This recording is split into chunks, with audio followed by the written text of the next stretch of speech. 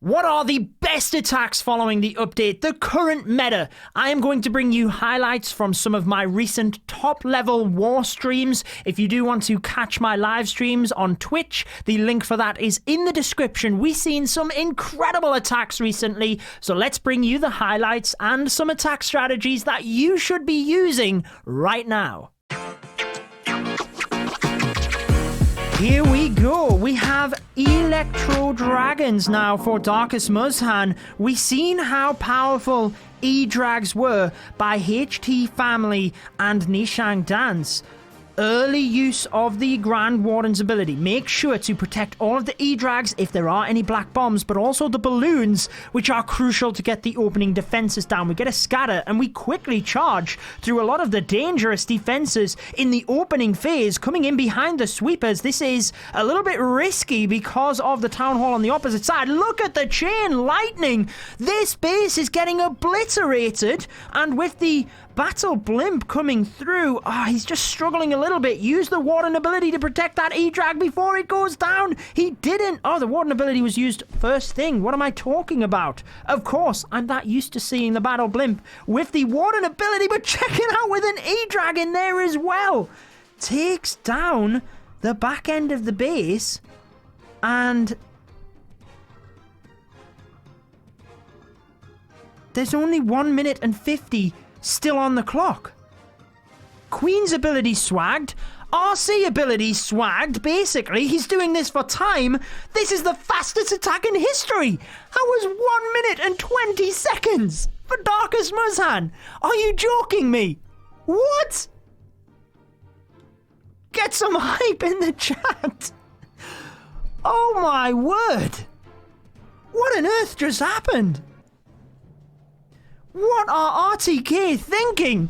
At that point, they get a time fail and then get obliterated by the E-Drags. Wow. E-Drags OP, but here we go. The Yeti Bo Bat, my friends. We have not seen this attack for quite some time. We are seeing beautiful variety here. Woo.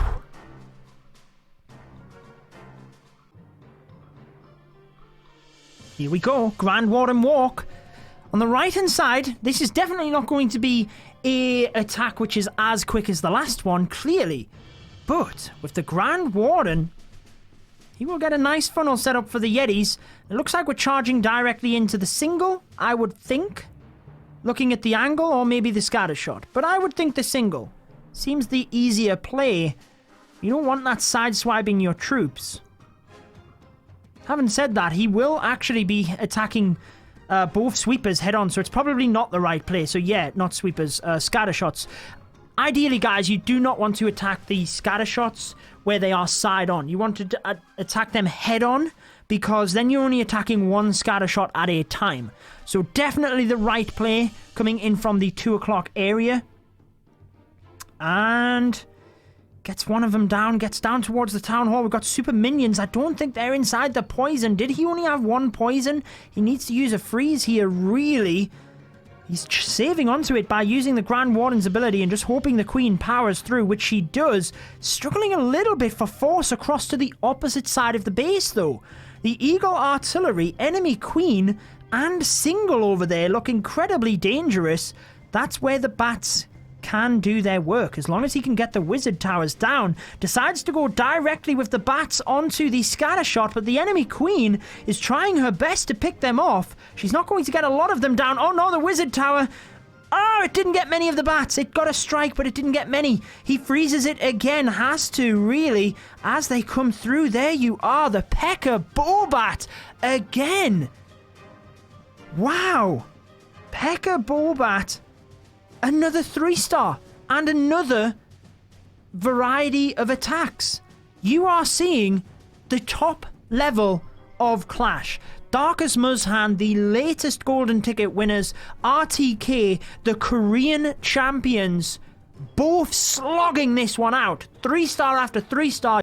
It is Lexnos on defense, the Super Witches, the signature move of Tribe Gaming in the previous qualifiers, in the current meta, and Sahara of Unicorns of Love wanting to use that strategy against them. So starts with the Grand Warden Walk. We will then probably see the Lightnings onto the Expo and the Multi. You normally see them in the second layer in order to extend the funnel the Grand Warden sets and reduce the damage onto him. Notice a couple of balloons across to the left hand side of the screen though. Just taking down that arch tower, it will help massively in terms of pathing for the witches. Decides to lightning spell the single and the scatter shot, which I guess for the Super Witches can be pretty good in terms of the single. He decides to then just rage through the multi, and that is his pathing set. One of the difficult parts for the Super Witch is timing, which helps with the 300 troop capacity,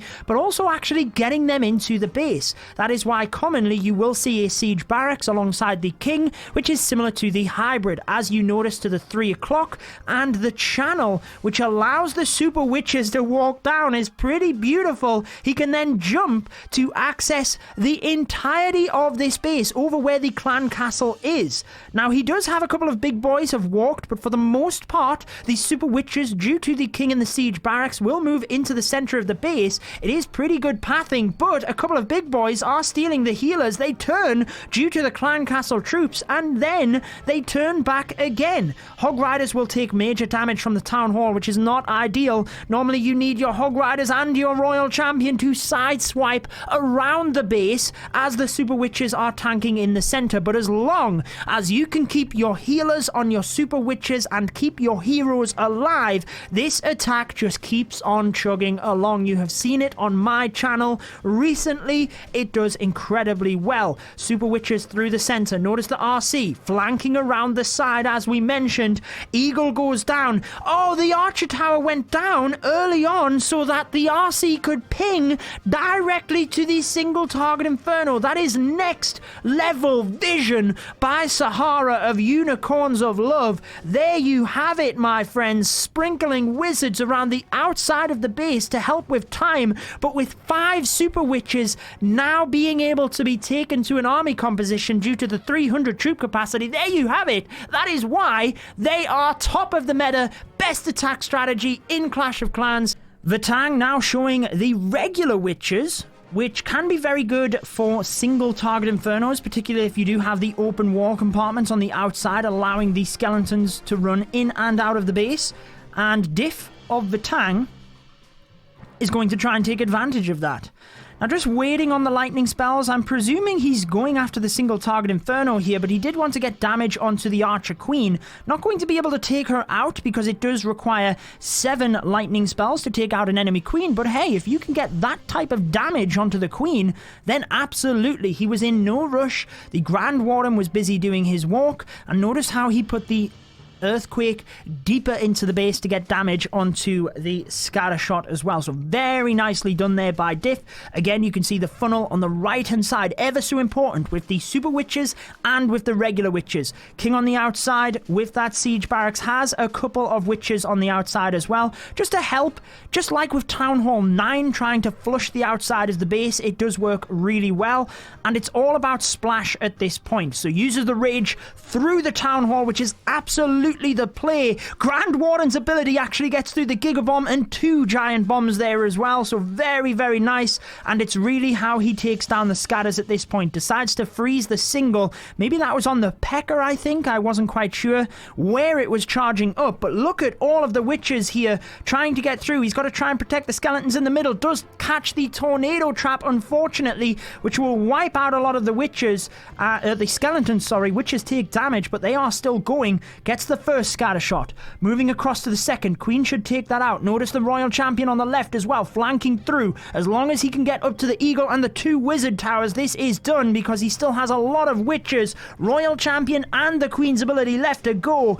Diff of Vatang showing you that the regular witches are just as crushing as the Super Witches, as long as you can path them into the base, prioritize splash, and wow, look at that. Obviously any single target infernoed base is really good because it limits the amount of splash straight away versus any multis where the super witches are superior in that regard, so long as you can protect your healers for the king, queen, and the royal champion. 3 stars. Here we have Nick then. He is using the lightning spells as well, and with the LavaLoon, we know how good Nick is as an air attacker. LavaLoon and Dragbat are his favorite attacks. So he uses 5 lightning straight away and 3 earthquake to take down the clan castle. Now, the reason he used the earthquake is primarily to get damage onto the town hall. Normally,